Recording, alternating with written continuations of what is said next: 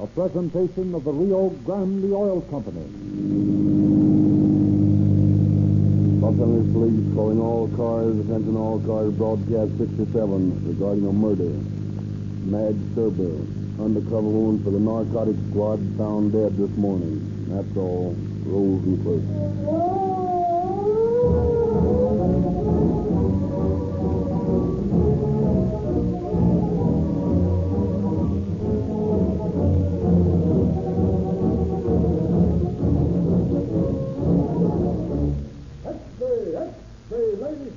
Calling all cars news. Hot news about May West, William Powell, and Greta Garbo. Set your puppies free. Any Rio Grande service station. They're calling all cars news. Hexley, all Americans. Yes, sir? Let me have one of those calling all cars news of that May West story. It's free, isn't it? Yes, sir. Here you are. Thank you. Come again. Well, now that I'm here, you might as well give me some of the best gasoline you've got. That's Rio Grande Crack, the gasoline that gives your car police car performance. Oh, you fellas are getting a lot of that police car business, aren't you? I hear Rio Grande has the contract to supply 6 big cities now. I don't know exactly how many cities specify it now, but I do know that wherever it's sold, more police cars, ambulances, fire engines, and emergency equipment use Rio Grande Cracks than any other brand. Where have I heard that before? You've heard it for years, but today it's more true than ever. Yes, sir, you're using the same Rio Grande Cracked gasoline with tetraethyl that our city police cars use.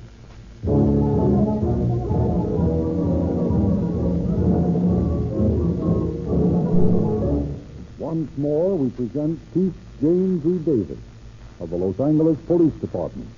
Chief Davis. Good evening, friends.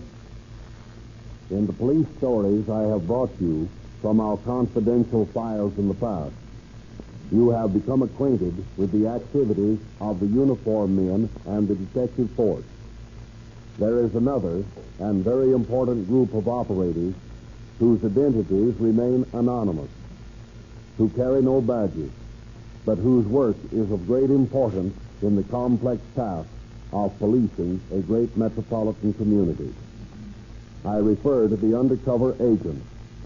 Tonight I am bringing you the story of one of them, a woman who worked for years with the personnel of our narcotics squad, motivated by a burning desire to curtail the spread of the drug traffic. The evils of which she knew all too well, Madge Serber worked ceaselessly to send merchants of horror, the drug peddlers, to the penitentiary. What reward she earned for this tremendously important public service, you soon will learn.